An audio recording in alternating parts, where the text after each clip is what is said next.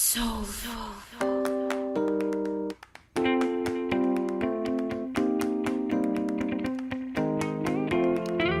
is Soliloquy Radio, the podcast that discusses philosophy, spirituality, consciousness, and paths to a positive lifestyle from a non-theistic perspective. So sit back and open your mind.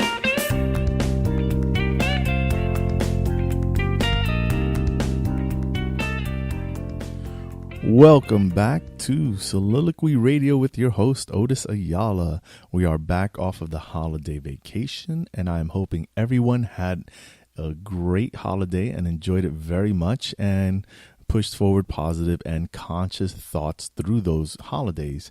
Now we are in the new year, and as always, every new year, we always hear people talk about new year, new me. We always hear about people's resolutions. We hear about people wanting to change their habits. The recent one I've seen a lot on social media is I've heard a lot of people talking about getting rid of the negativity in their circles, getting rid of fake friends, getting rid of fake attitudes. And that is really good. I love to hear people wanting to make that shift to positivity, because the more positive people surround us, the more positive people in our circles. Positivity plus positivity only equals more positivity. What I'm not hearing, though, is hearing anybody talking about letting go. And letting go is a very important concept when it comes to our growth, when it comes to our spiritual, when it comes to our mental, when it comes to our conscious growth. It is one of the most important foundations that we can have in our growth to become conscious and become positive, because we have to learn to let go of all these old concepts, to let go of anything that we're holding on to. So you'll hear this term a lot, and I actually use this term a lot: letting go before you grow. And throughout my podcast, you're going to hear me constantly touch on this, because I cannot stress enough the importance of letting go. And letting go goes from little things to big things, to giant social constructs, to letting go the situation that happened to you at the gas station this morning, letting go of the situation where somebody didn't use a turn signal. All these things, this is all part of letting go. And we hear this a lot, but we rarely hear somebody who talks about the techniques for letting go. So in the second part of this show, we're going to talk about the techniques in letting go. But before we get into the techniques of letting go, we need to discuss what this letting go process is, and how we find ourselves in situations where we need to let go and what happens when we don't. You see, letting go is not one of those easy things, especially if you're not used to doing it. With practice comes ease.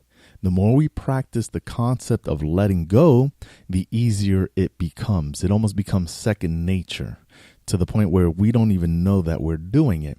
But in the very beginning, it's one of those things that becomes difficult at times. And so what we have to do is we have to practice this and practice the technique of letting go. And letting go is something that we have to practice, like I said, every day. Because what we don't want to do is carry forward the baggage from the previous day, right? Because when you take the broken pieces from the previous day into today, what it does is it breaks up your perspective. It breaks up your perception, those broken pieces in your vision. And those broken pieces in your vision will cause you not to see the beauty of today. So we have to leave those broken pieces in the past. We live in the now, we live in the today, we live in the present. All these little things, because letting go isn't just about big things. Letting go is just about as much dealing with little things as it is with big things. So all these little things that we may not catch and we may not let go on a daily basis, what they tend to do is they culminate and they culminate into a mountain. And then what happens is that when another person comes by and a situation arises, then we overreact to that situation. And the person on the receiving end is wondering why we're overreacting. We are overreacting because we keep latching onto these little things over and over and over again. We go back, we replay scenarios in our head. We think about what we should have said, what we could have said, what we would have said if that situation would arise again. And next time a situation even similarly close occurs, we open the floodgates and we are overreacting. Because life is 10% what happens and 90% how we react to it. So this culmination of all these little things that we latch onto, it reminds me of a Steve Martin movie from way back. It was called The Jerk. And I don't know how many of you out there may remember it, but in the final scenes of the movie, he's walking out on his wife. And he's walking out of his mansion. And all of the wealth that he's accumulated because he's in the process of being sued. So he's walking out and he's telling his wife that he doesn't need her and he doesn't need all this stuff. And as he's walking around, he has his pants around his ankles. He's got this robe on and he's telling her, he says, I don't need this stuff. I don't need you. I don't need anything, nothing except this ashtray, just this ashtray. That's all I need. And he walks a little more and he says, and this paddle game, the ashtray and the paddle game. That's all I need. And he takes a couple little more steps. And this remote control, the ashtray, the paddle game, and the remote control. That's all I need. And another couple of steps. And these matches, the ashtray, these matches, the remote control, and the paddle ball. And another couple of shuffling steps, and this lamp. The ashtray, the paddle game, the remote control, the lamp. That's all I need. And that's all I need. Nothing else. I don't need not one. I need this chair. The paddle game, the chair, the remote control, the matches for sure, and this chair, that's all I need. And as he's walking out, he's got all this stuff around his arms. He's got a robe on, his pants around his ankles, and he screams. He's like, "What are you looking at? Does it look like I'm some sort of a jerk?" It's kind of the culminating point of the movie. And it just reminds me how some of us are. You know, we're shuffling around through life, right? With our pants around our ankles, preventing us from taking full strides. And we're latching on to trivial things in life. We won't let them go. And we're walking around with our arms just full of things, full of trivial items, full of negative aspects. And we're trying to walk and we're fumbling and we're just trying to hold on to everything. Instead of doing the complete opposite, instead of just letting everything go, just dropping everything, and then bending over, pulling up and putting on our pants and walking full stride into life with open arms. Open arms so that we can receive life for all its good and bad splendor. See, some of us are walking around with so much excess baggage that we should be charged extra at the airport every time we go on.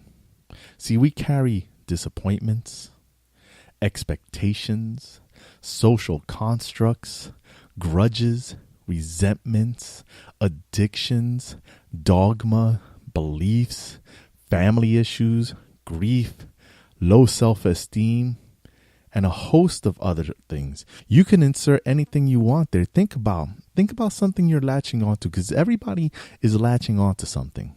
Think about it. Insert the thing you're latching onto right there.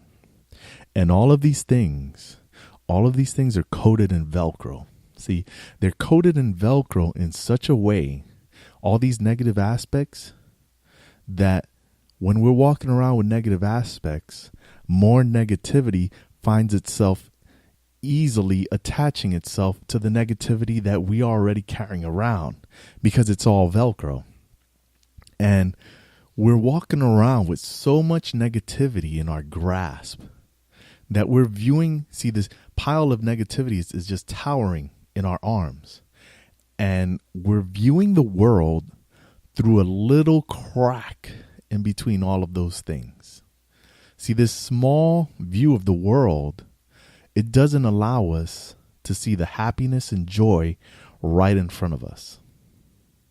And then there's those people who have accumulated so much baggage. They have their pants around their ankles. They've been shuffling. There's so much baggage that they can't even move forward anymore, that they've totally given up. They're stagnant in their position. They've just stopped moving altogether. And some people have stopped moving for so long that the moss and the plants and the vines are just growing all on top of them, making it even harder to move. You see, those are the type of people that you have to be most careful around. Those are the type of people that you have to be most careful associating with. Because those type of people, they love to see misery. See, misery loves company. That saying is 100% true. Misery loves company. And those people that are stuck there, as you're trying to move forward, they're over there grabbing at people's feet. Try to get them to slow down to their negativity. They would love to see you stuck in the mud just as much as they are. See, this is why we have to let go of as much as we can. Because when we let it all go, we have nothing in our arms. We have nothing blocking our view. We can see the world clearly for what it is. And we're able to push all these negative people aside. We give them like that football forearm, get off of me. Like, you're not holding me back. So I want you to think during the break. I want you to think about anyone who has ever told you that you are not good enough, right? I want you to think about anybody in your life throughout your time has ever told you that you would not succeed. Anybody in your life that told you that you would not be what you wanted to be.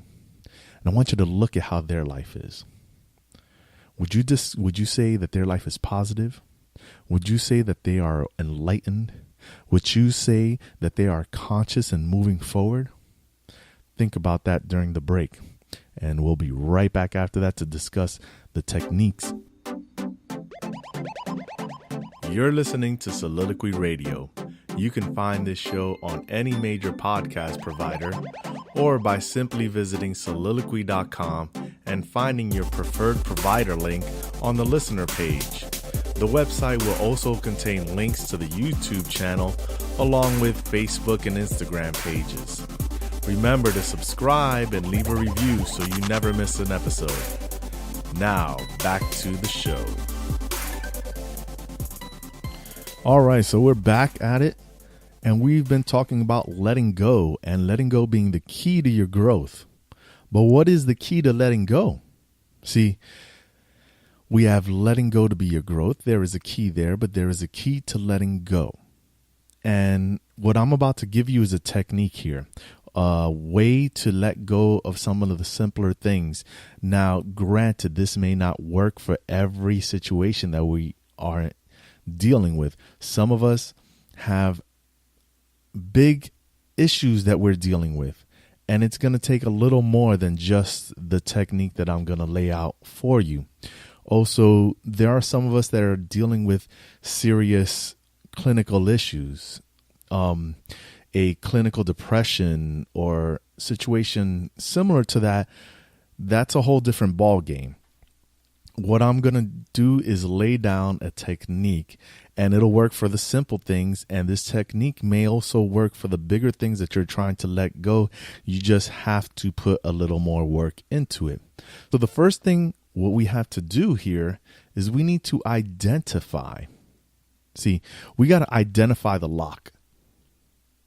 Because what good is a key if you don't know what it unlocks, right? So you have to identify your locks.